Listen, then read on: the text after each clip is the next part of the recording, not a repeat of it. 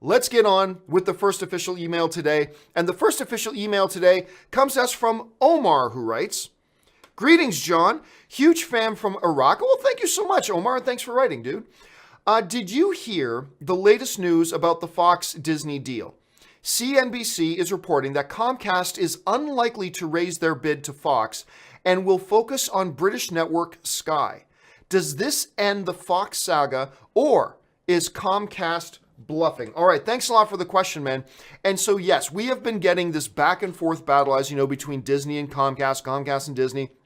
A few months ago, it looked like, yay, Disney was buying Fox for $52 billion. There, it's done, shake of hands, all done. Wait a minute. In comes Comcast that blows their bid out of the water with $60+ billion. Now it's a fight. Then Disney comes, re-ups their bid, almost bidding nearly $20 billion more than they originally thought they were going to pay for Fox, and ups their bids to like $71.3 billion, closing in on $72 billion for their bid. Now, at that point, it became, what is Comcast going to do? One of the things that I said at the time was, I don't think look, I'm not going to lie. I've been cheering for Comcast in this little fight. Don't get me wrong, I like Disney very much. I do. Clearly I do. But I have been cheering for Comcast in this because from a very minute point of view, I just don't want X-Men and I don't want the X-Men universe to end up in the MCU. I think it's bad for movies. I think it's bad for the comic book genre. I think it's bad for the X-Men films. I think it's just an overcrowded universe already. But that's just my opinion. You may feel differently, and that's totally great. I have all the faith in the world in Kevin Feige that Kevin Feige can do something really great with them, but I just prefer it the way it is, but whatever.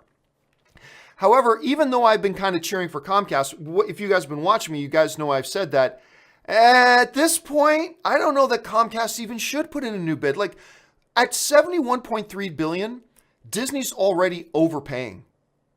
They're overpaying for Fox. They're paying more than what it's worth. And the fact that Comcast put Disney in a position that they had to now spend $20 billion more than they were originally planning.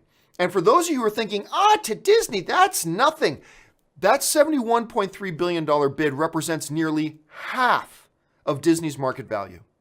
Think about that. Think about it. That's huge.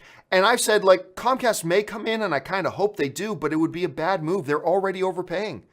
Putting in an even bigger bid would kind of be dumb at this point. So there are reports coming out right now that Comcast, now nothing official has been said, but the reports are saying that Comcast has decided that, yep, Disney's already overpaying for Fox. We're not going to make the same mistake.